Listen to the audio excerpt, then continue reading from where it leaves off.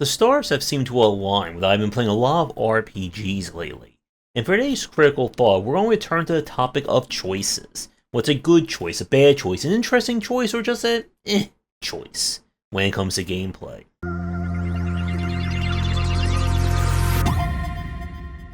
While doing my whole RPG bonanza, I saw someone on social media talking about the JRPG trope of you give the player tons and tons of status ailments, debuffs, and more, and the boss is completely and utterly immune to all of them. And then someone coyishly responded, well, imagine you could just play an action game and just stunlock every enemy instantly. And the 2 points don't necessarily fit. There's a difference between something that you can do and then the enemy can punish you or can respond out of it, and just flat out saying, no, this enemy is just 100% immune towards a strategy or an ailment. This goes back to an earlier example that I gave in who knows when, that if you're letting the player build a character in an RPG and you give them all kinds of spells and debuffs and all that, and you say, well, build it however you see fit. However, you also say that, well, yeah, you can give your character all the fire damage in the world, then we have an area that is completely fire immune, and your character is now completely screwed. Most people are going to uninstall that game and never play it again. It's why you need to be really careful just how many choices you give the player and how meaningful they are in the grand scheme of things. In Etrian Odyssey, going with this whole trope of debuffs and whatnot, they did a kind of clever thing, where when you have enemies, you can debuff their different body parts, legs, body, and head. This stops them from using different skills. So if the plant enemy is going to do a roar and stun your entire party, you bind the head, and they can't do that. That sounds great. But in order to prevent this from being permanent, what they did was every time you get working on an enemy, the enemy builds up resistances to those debuffs, so that eventually they'll just flat out shrug it off. Unless you do a special move, this is introduced into the later Etrian Odysseys, that reset an enemy's debuffs. And this adds a kind of like middle-of-the-road feature for allowing the player to use these features, but not basically over-capitalize on it. And the more, I guess, complete or more challenging it is to build a character in a game, you have to be more flexible in terms of how you assign challenges. If I can't just hit a button and completely respect my character, and you throw enemies who can, 1 out of 5 chance of an enemy design completely breaks my entire build, that's going to be very frustrating to play. Now, in a lot of games where there are a variety of choices, again, it really comes down to what the player is being able to do and what they're being offered. The joy of a roguelike and roguelite experience is, again, the fact that you are not in complete control over your choices. Yes, you can say yes or no to something, but the game is the one that is giving you these options. So that if I'm playing the Bind of Isaac and I get quad shot, penta shot, septuple shot, and then I get soy milk, well, I'm going to decide, do I really want to just be throwing lots and lots of little tiny tear bubbles at enemies? Maybe on another run, I get Super Meat Boy fan, I get super damage up, I'm only shooting 1 bullet at a time, but that bullet does maybe 10 to 15 times more damage than anything else. That is the kind of interesting choices of a roguelike and roguelike design, that you have to roll with those punches. But if we're talking about a linear game, something where it's going to be fixed, I'm going to be going to the toxic swamp, then the mushroom forest, and the fire cave, and the ice cave, and the, light hamlet, and whatnot, then it has to be a little bit more flexible. Because if the boss of the second area is completely immune to my build, and then bosses 3, 4, and 5 are completely weak to it, doesn't really matter at that point. And remember that players are exceptionally well at optimization when it comes to games. And this can also lead to choices that just become more and more kind of trimmed and plucked as a game goes on. A good example of this is from Payday 2. anyone who's played Payday 2 at the high level knows that there comes a point in the game where you need to build yourself around the one bullet, one kill for an enemy. I don't remember the exact damage stat for it. I want to say it was like 36 or 42 or something like that. But the idea was because ammo is not given out as a resource or given out as a numerical resource, it's given out as a number of times you activate an ammo bag. What that meant is someone who takes 20 bullets to kill an enemy versus someone who takes 1 bullet to kill an enemy, that 1 bullet's going to offer much more value. And especially when you're dealing with the kind of special forces or the elite enemies in Payday 2. What that meant was that builds and weapon customization was entirely pigeonholed around getting that 1 bullet, 1 kill, and anything else was considered a detriment to the team. And this is the other side when choices become wrong or you're giving the player too many options. Because if the way to succeed revolves around choice A, B, and C, well, D through Z then is just worthless. Why should I take a build that is not going to give me the chance of succeeding? Good choices and interesting choices in games are all about letting something feel really great to use. An older video I did was comparing choice design to JoJo's Bizarre Adventure and the idea of the various stands. And the point is that every one of your choices, every one of your builds in the game should be overpowered in their own respective territory. That's not the same as saying that it's overpowered 100% of the time. If I have this really cool, awesome sniper that, let's say I shoot the bullet and it can like home in and turn into a robot or whatnot, that sounds great. It's not going to help me the enemy is 2 feet in front of me. And again, converse, I got this amazing septuple shotgun that shoots 17 different kinds of bullets every time I shoot it. Again, really great in close range, won't help me the enemy is 60 feet away. And this is what you want out of choices in your game. What you don't want to say is just, okay, for this area, everything on this side of the screen is completely worthless. You can only use this amount of the choices in your game, and if you don't have that, well, tough. This was kind of the point that I ran into in some sections of Scarmonde, where a few of the bosses just outright shrug off debuffs. Well, if my party is built on debuffs, that's not good. And again, if you're going to have these kinds of situations, you have to give the player another round or allow them access to another choice that they can use. And as another point about kind of another trope of bad choices and bad RPG design, are games that give the player lots and lots of things, but don't quite spell what they do. So you have stats like strength, dexterity, agility, evasion, super dodging, jazz hands, fast feet, slow feet, wide arms, thin arms, nimble body. What does that all mean when it comes to the game? Now, some titles, and we've seen this in kind of more modern RPGs, will have all these different attributes, but then tie them all together in kind of sets. This is something that we saw with Limbus Company, that Limbus Company has lots and lots of different ailments and rules and mechanics for everything, but they're all kind of tied under specific banners. So you have a poise strategy, a rupture strategy, a bleed strategy. So the player can kind of make 1 + 1 = 2 in this regard. Well, this thing affects bleed, I have bleed characters, it goes together. But if, let's say, I have attributes like evasion, dexterity, and jazz hands, which one could be the best one for avoiding an attack? Well, you could say evasion, but let's say this is a game where having very fast hands can distract the enemy and affect things like that. And you need to be able to spell out to the player what their choices are going to impact and what is the value of this. And this kind of gets at one of the more interesting and oftentimes debated aspects of GUI design information in games. How much do you tell the player before you're just outright playing the game for them?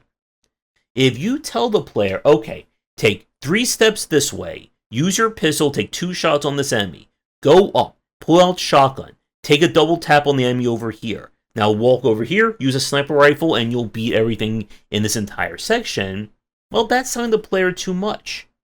But the player still needs to know, okay, if I'm standing over here, this is an 80% chance to hit. If I'm over here, it's a 95% chance to hit. Which again, for me, that's basically a negative 10% chance versus a 0% chance, given my luck.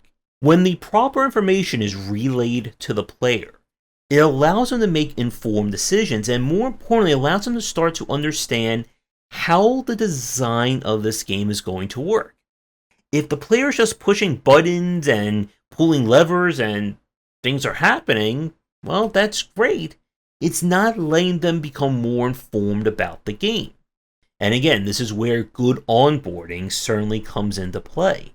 Because again, if the player becomes confused by your choices, or not understanding what the choices are actually impacting, then they're not necessarily playing the game. If they're not playing the game, they're not going to stick around.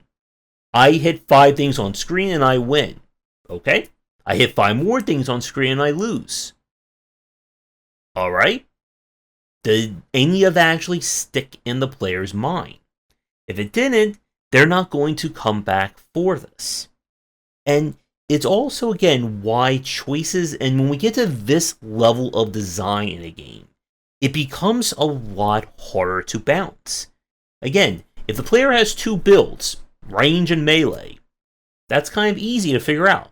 If they have fire, ice, burning, freezing, dark, shadow, void, poison, acid, ultimate acid, deterioration, air, wind, hurricane, and we can just keep listing different effects, it becomes a lot harder to balance your game around that. And it's also why we've seen from kind of more modern RPGs, especially in the Diablo side, this kind of streamlining / dumbing down these effects. If you look at older ARPGs, again, freeze had its own effect, lightning or shock, burning, fire, the whole Grim Dawn mindset. In Diablo, what it became was, okay, ice is just more ice damage. Fire is just more fire damage. The enemy may resist it, but for the most part, it's just more about pumping number go up so that you do more damage. And that is kind of the easy way out. If everything, again, just revolves around damage, then there's no real need to balance or change things. Fire is just more damage, ice is more damage. So it's, again, just get more fire damage if you're building fire, get more ice if you're building ice. And that works, but it also just leads to this boredom. At some point, again, the chase for numbers will always get cold and will always get boring to do. What you want, and what we've seen from better examples, is, again, giving the player different options to achieve the same goal. So this will be something like what we see with Monster Train and other modern deck builders, where you have completely functionally different builds in your game. Yes, they're all about doing damage or hitting the enemy, but they do it in different ways. So that one is about reflect damage, one is about damage over time, direct damage. And again, it's not about saying that one build is inherently going to be the best all the time, but giving each one the proper options and the proper way of dealing with an enemy. So that, again, if I'm working on a glass cannon super high damage build, that's going to be different than, say, a damage over time kind of build up momentum. But what you don't want, again, is for one build to be considered the best, or the game is designed around favoring that one build. This is something that we saw in, I think it was Beneath Oresa, where the problem that the game had was that the scaling between the different zones greatly increased the amount of health and damage enemies have. So when enemies get more health, it means it takes longer to fight them. If it takes longer to fight them, that means they're doing more damage to you. So the best build in a game like that was just about, again, make number go up. If it takes me 1 turn to kill an enemy versus 7 turns, well, I'm going to take far less damage, which means it's far safer. And again, the issue with that is that there just, at least when we played it, there weren't really any workarounds. If I'm not able to kill the enemy fast, well, enemies take longer to kill, they do more damage to me, and the defensive cards, at least when we played, just weren't strong enough to offer that buffer. Okay, I get 8 defense per defense card playing. Great. This enemy does 82 points of damage with a single hit. What am I going to do about that? Well, I'm going to get hit really hard and die. And this again is at the heart of this discussion when it comes to choices. You don't want the player to feel like, yes, there's 87 different choices in my game, but only 1 or 2 is the actual way to win. Because it greatly reduces the variety of your game and greatly reduces the interest in playing it.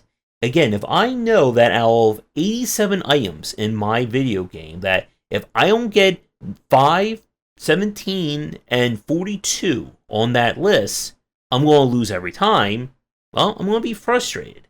And of course, you'll have someone who, on their very first play of the game, they'll get that perfect build day 1. They'll beat the game and wonder, why is everyone complaining about this game? I started up, got all the items, and I won. And everyone else is going to be looking at that person with daggers in their eyes. And one last point about choices in games. You want to have fewer, more qualitative choices than just throwing everything at the player. Because when you keep your choices smaller, it allows you to make them far more punchier than if you throw 50, 70, 80, 100 different types of weapons or spells or ailments.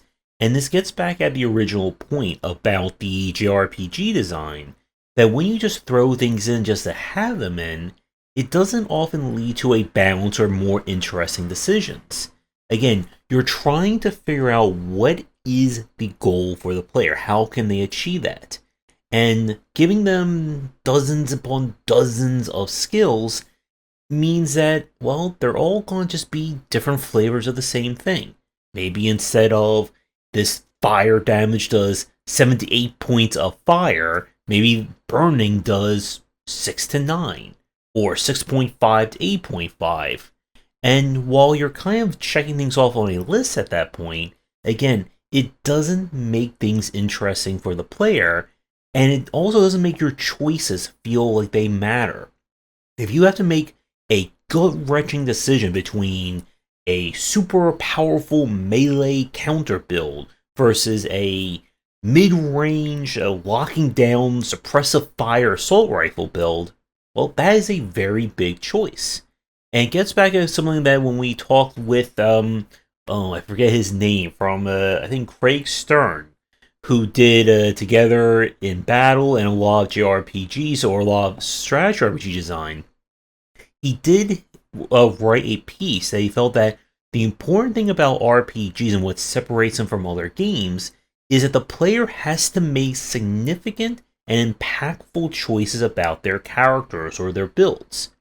If the only difference between swinging a sword, swinging a club, stabbing it with a knife, using a polearm, and any other weapon is just 1-2 more points of damage, doesn't mean anything. But if it's a completely functionally different experience, and this is what we've seen with some later ARPGs, like the Warhammer Martyr game, that makes things far more exciting, and it makes things far more interesting to play those games. To wrap things up, choices and choice design is a fundamental aspect of creating interesting and varied gameplay, especially if you're going an abstracted or RPG route. Coming up with unique ways for the player to experience a game and deal with challenges can lead to some fascinating designs, as we saw with Baldur's Gate 3 kind of taking home all the awards in 2023. But it takes a very masterful hand to make all these choices work.